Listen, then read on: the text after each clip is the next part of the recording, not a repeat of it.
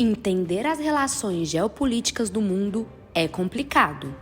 É preciso atenção, sagacidade e muita malícia. Imagine um jogo de xadrez. Cada adversário deve manter o foco em suas estratégias para atingir o objetivo final, o xeque-mate. Peões na linha de frente, peças manipuladas e, no caso da política, jogadas que fogem às regras da ética. Ok, isso não é novidade. Estratégias políticas para tomadas de poder e vitória em eleições sempre foram comuns, mas na era digital, com o advento da internet e das redes sociais, essas estratégias foram elevadas a patamares ainda mais poderosos, inteligentes e desleais. O quarto poder, ou seja, a mídia, aliada a redes de ódio, compõe as peças centrais desse jogo caótico. Mais à frente, a partir de um resumo do livro Os Engenheiros do Caos, escrito pelo jornalista italiano Giuliano De Empoli, vamos aprofundar um pouco mais sobre quais são essas estratégias e como as fake news, as teorias da conspiração e os algoritmos estão sendo utilizados para disseminar ódio, medo e influenciar eleições. Antes disso, vamos relembrar um panorama muito comum em disputas eleitorais que elegem personalidades da extrema-direita ou da extrema-esquerda em contextos de crises sistêmicas do capitalismo dentro de democracias. Uma sociedade em crise possui uma realidade caótica, na qual são criados ambientes de descrédito em relação ao governo, seja pela via democrática ou não. O que vimos nos últimos anos foi a ascensão de diversos presidentes que flertam com o fascismo a partir de um discurso antipolítica, inflando a necessidade da reconstrução do poder sobre novas formas. Isso aconteceu em países como Brasil, com Bolsonaro, Estados Unidos, com Donald Trump, Itália, com Matteo Salvini e Hungria, com Viktor Orbán. Mas a popularidade desses líderes e as manifestações em prol dos ideais nacionalistas deturpados não seria a mesma sem o trabalho árduo de ideólogos e de cada vez mais cientistas e especialistas do Big Data. A internet, as redes sociais, o controle de dados e as fake news podem interferir na política. Sempre houve manipulação de votos. Isso não é de hoje. Só mudou a forma de fazer isso. Tudo em busca da tomada de poder. Então, os engenheiros do caos são pessoas que foram responsáveis pelo sucesso das mídias de alguns presidentes da extrema-direita. Os engenheiros do caos alimentam o ódio das pessoas nas redes sociais para que consigam um xeque-mate, pois uma pessoa com raiva é mais fácil de ser influenciada. E quando estamos revoltados, queremos nos engajar no que acreditamos. E para isso, vamos atrás de perfis nas redes sociais que falem exatamente o que queremos ouvir. Ou essas informações chegam até nós por meio do uso de dados. O embate à troca de farpas entre youtubers que apoiam o presidente Jair Bolsonaro e canais que fazem críticas ao governo já se tornou uma estratégia para aumentar o número de visualizações e de inscritos na rede social. A discussão política chegou a personalidades no meio que antes tinham canais destinados a outros temas.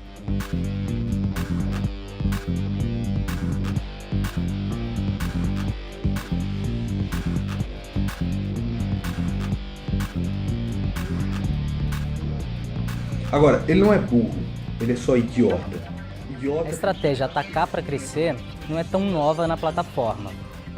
A estratégia tem sido usada recentemente pelos canais indicados pelo próprio presidente Jair Bolsonaro em uma publicação do ano passado que ele fez no YouTube. 2 são destinados a traduções de conteúdos estrangeiros, um é do ideólogo de direita Olavo de Carvalho, mas nós focamos nos 3 outros youtubers, Nando Moura, Diego Rox e Bernardo Kister, que juntos somam cerca de 5 milhões de inscritos.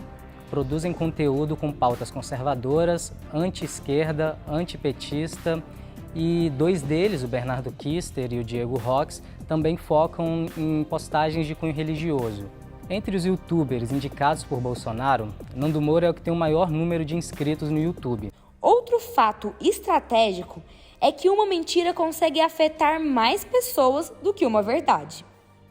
Fake news sensacionalistas são super compartilhadas, ainda mais que notícias verdadeiras. Absurdos, mentiras são ferramentas mais eficazes do que a verdade. Tudo que as pessoas não querem ou não estão de acordo com o que elas pensam se torna algo do mal. Dos Estados Unidos, as ideias, embora delirantes do QAnon, conquistaram milhões de adeptos em outros países. Eles estão na Alemanha, na França, no Canadá, na América Latina, inclusive no Brasil. Por aqui, eles duvidam das mudanças climáticas, da urna eletrônica, da gravidade da pandemia do coronavírus, são contrários às vacinas.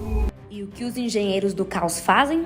Contratam pessoas para produzir mentiras, gerar intrigas nas redes sociais, compram dados e utilizam as redes como Facebook, Telegram e WhatsApp para enviar mensagens em massa, até com abusos de poder. Cada novo dia nasce uma gafe, uma polêmica e a eclosão de um escândalo. E os algoritmos, é claro, sobem esses conteúdos sensacionalistas para o topo das prioridades do público. Pode-se dizer que os engenheiros do caos são inteligentes, pois utilizaram a estratégia de unir as redes sociais com o mundo político. E por mais que isso não seja eticamente correto, movimenta as redes sociais, gera engajamento, e esse é o principal objetivo. Não importa o assunto. Quem será beneficiado, quem será desmoralizado. Mídias sobre o candidato serão hiper compartilhadas e isso que importa, exacerbando os conflitos. Os algoritmos sempre mostram coisas que as pessoas têm interesse. Às vezes são assuntos sem importância que interessam somente àquela pessoa. Mas os engenheiros do caos se encarregam de sempre mandar mensagens e fake news, pois o segredo do sucesso da alienação é manter o contato. Uma mentira contada 1000 vezes se torna uma verdade.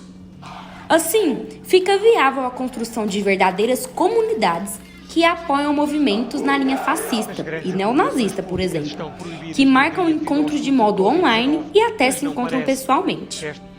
Jair Messias Bolsonaro e Donald Trump, por exemplo, já chegaram ao poder através de mentiras. Utilizaram técnicas de compartilhamento em massa de mensagens, Trump mais pelo Facebook, já Bolsonaro pelo WhatsApp e Telegram. Mas os dois eram bem parecidos nas atitudes, gafes e polêmicas. Quando falavam em público, podíamos esperar o pior. O guru da campanha de Bolsonaro era Olavo de Carvalho e a de Trump, Steve Bannon. O discurso autoritário e conservador é outra estratégia utilizada para tentar derrubar a democracia e as liberdades individuais. E é adotado principalmente em igrejas. Mas muitas pessoas não conseguem distinguir que aquilo é política e que estão sendo influenciadas por meio da religião. É o tal do conservadorismo. O conservadorismo é uma das ideologias mais influentes no mundo nos últimos 2 séculos, inclusive no Brasil. Muita gente não sabe, mas foi apenas recentemente que ele incorporou um pilar importante, a religião. Não existe uma definição única do que é ser conservador, e esse entendimento muda com o tempo e de acordo com os diferentes grupos sociais. Uma definição ampla, o conservadorismo tende a defender a preservação de tradições e hierarquias, o nacionalismo, a proteção da família, as bases religiosas e as instituições. Ele também rejeita mudanças sociais bruscas. Ao longo do tempo, ele foi incorporado em muitos momentos à defesa do liberalismo econômico e da menor intervenção do Estado. Nos anos 2000, começam a ganhar mais força entre os conservadores outras bandeiras e propostas. A oposição à reforma agrária, políticas mais rígidas contra criminosos e pautas ligadas à moral da chamada família tradicional e valores religiosos. Ou seja, assim como nos Estados Unidos, o neoconservadorismo brasileiro se fortalece como uma reação ao espaço conquistado pela agenda feminista e LGBT, principalmente durante os governos do PSDB e PT, como explica Mariana Lacerda. Grande parte dessa transformação dos conservadores se deu na internet, onde a direita cristã também passou a se organizar. Um marco foi o movimento pelo impeachment da presidente Dilma Rousseff, do PT, que acabou perdendo o cargo em 2016. Depois disso, grupos da direita conservadora se fortaleceram. Um exemplo foi a candidatura vitoriosa de Jair Bolsonaro à presidência em 2018. Os conservadores defendem que o Estado não deve interferir nas religiões, mas ele precisa refletir os valores de uma sociedade de maioria cristã. Por exemplo, com a defesa da moral, a oposição ao aborto, o discurso da ordem e do endurecimento penal em um Estado menos intervencionista. A democracia brasileira esteve à beira do caos. Tivemos um período muito difícil. Houve um projeto autoritário que foi derrotado nas eleições, mas que ainda está vivo. Precisamos avaliar também que enfrentamos um movimento global de ascensão de governos extremistas, que corresponde a um ciclo neoliberal, que depois de ter atacado as políticas sociais, quer atacar a própria democracia no seu núcleo mais duro, que são os direitos cívicos e políticos. É necessário pensar em novas formas de política, pois essa atual é movida pelas redes sociais, onde informações verdadeiras ou falsas são compartilhadas com uma rapidez extrema, onde a alienação está presente. Desde que chegou ao poder, em 2010, o primeiro-ministro da Hungria, Viktor Orbán, vem acumulando poderes por meio de uma guinada autoritária que começou no judiciário e no legislativo e avançou para a imprensa e chegou até as escolas. Pouco depois de tomar posse, ainda no primeiro mandato, Orbán aproveitou a ampla base de apoio que conquistara no parlamento para aprovar uma série de medidas que enfraqueciam o judiciário. Diversas instituições independentes já apontaram que o judiciário vem perdendo sua autonomia e prejudicando a separação entre os três poderes, considerada essencial para o bom funcionamento da democracia. Além disso, o controle do judiciário anda de mãos dadas com outra característica marcante do regime de Orbán. Logo nos primeiros anos de mandato, o primeiro-ministro aproveitou a maioria que tinha no parlamento para mudar uma enxurrada de leis, além de redigir uma nova Constituição. A Hungria tem uma característica que, de certa forma, favoreceu o avanço de Orbán e da ultradireita no país, ao contrário do Brasil, por exemplo, que é a federação com estados em que os governadores concentram um certo nível de poder. A Hungria é um estado unitário. Talvez esse seja um dos fatores que ajudaram Orbán a exercer o controle da imprensa no país. E isso tem sido um pilar importante no processo de concentração de poder em torno do primeiro-ministro. Ao contrário do que aconteceu com o judiciário e com o sistema legal, a transformação nessa frente foi gradativa. No decorrer dos últimos 12 anos, foram vários os instrumentos usados pelo governo para sufocar a liberdade de imprensa. Um caso com grande repercussão nesse sentido foi o da rádio Club Radio, que perdeu a licença para operar no início de 2021, após uma longa batalha judicial que durou quase uma década. A ofensiva ganhou outra frente no fim de 2018, quando foi criada a Fundação de Imprensa e Mídia da Europa Central, conhecida pelo acrônimo KESMA. De lá para cá, dezenas de empresas privadas transferiram os direitos de propriedade para a Fundação, que se tornou um gigante da mídia do país. Hoje, essa gigante concentra mais de 500 veículos, entre canais de televisão, portais de notícia e estações de rádio que, de certa forma, fazem uma cobertura elogiosa ao governo. A grande maioria das mudanças que Orbán e seu partido vem fazendo na Hungria nos últimos anos só foi possível porque o governo tem apoio popular. Ainda que Orbán seja um líder autoritário e tenha destruído alguns meios que garantem o funcionamento do Estado de Direito, ele conta com o apoio da população por várias razões, sendo uma delas o fato de expressar ansiedades, medos e aspirações de muitos húngaros. Seguindo a tendência política da Europa, a vitória de uma coalizão de extrema-direita nas eleições na Itália marca a chegada do extremismo no governo de um dos países mais importantes da Europa. Com o slogan Deus, Pátria e Família, Giorgia Meloni, de 45 anos, liderou uma campanha baseada no euroceticismo, ou seja, na rejeição à União Europeia e nas políticas anti-imigração, além de propor a redução dos direitos da comunidade LGBTQIA+, e de acesso ao aborto. Sua ascensão marca o mais recente avanço da extrema-direita na Europa, cuja agenda eurocética, anti-imigração e socialmente conservadora parece transcender fronteiras, que vem se espalhando pelo continente nos últimos anos, e especialmente desde a crise dos refugiados de 2015. Algumas das promessas de campanha de Giorgia foram o combate ao lobby LGBTQIA+, a abolição do crime de tortura por parte das forças de segurança, a facilitação do porte de arma, o bloqueio e apreensão dos navios de imigrantes irregulares, a punição a ONGs que os ajudam e a abolição do Reddito de Cittadinanza, ou Renda de Cidadania, um apoio econômico que complementa a renda de 4 milhões de pobres associada a um percurso de reinserção laboral e social. A campanha de Giorgia também mencionou a intenção de reduzir os impostos para os grandes empreendedores, com o mote de que quem gera mais empregos paga menos, na chamada proposta de flat tax, o imposto universal de 15%. Existe também o risco de que o governo central coloque ainda mais empecilhos ao exercício do direito à interrupção da gravidez, já dificultado atualmente pela objeção de consciência da classe médica e a falta de acesso à pílula abortiva em algumas regiões. O perigo de que esses direitos sejam ainda mais subtraídos vem de experiências como a do governo de Francesco Acquaroli, do mesmo partido de Meloni, presidente desde 2020 da região Marche.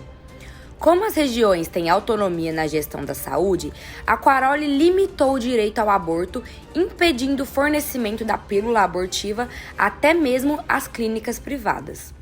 Além disso, reduziu o limite de interrupção da gravidez para 7 semanas e introduziu uma norma segundo a qual a mulher que tem a permissão para abortar é obrigada a refletir por 1 semana antes da operação. Sobre a imigração, o programa de governo de Giorgia relaciona o fenômeno a uma ameaça à segurança e à qualidade de vida dos cidadãos. Matteo Salvini, seu aliado pela Lega, ex-ministro do Interior, foi quem introduziu os decretos de segurança que aboliram a proteção humanitária, reduziram enormemente os canais e a concessão dos solicitantes de asilo político e as políticas de acolhimento. Ações essas que foram posteriormente julgadas inconstitucionais pelo presidente, Sérgio Mattarella, e desmontadas pelo governo. Vem ganhando cada vez mais espaço no cenário mundial, especialmente na Europa, a extrema-direita, utilizando discursos convincentes que se dissipam nas mídias sociais, através do ódio e de fake news, colocando a sociedade e a democracia em perigo. Ganha a batalha pelos corações e mentes das pessoas quem estrategicamente molda o imaginário social de internautas, aqueles que fortalecem e enfraquecem narrativas cruciais para o caminhar da geopolítica mundial. Afinal, é consumindo informação, muitas vezes jornalísticas, que elaboramos e defendemos nossas ideologias, que desaguam em escolhas populares, medos e anseios, moduladores de nossas vidas. As tecnologias e as redes sociais constituem-se como novas formas de poder e de influência na vida contemporânea, afetando a forma como é construída a nossa sociabilidade, os modelos de conhecimento e de acesso à informação e à comunicação. Precisamos não entender apenas as dinâmicas da rede, mas promover uma cidadania digital, em que a liberdade de expressão não seja um trampolim para a violação dos direitos humanos. Eu vi!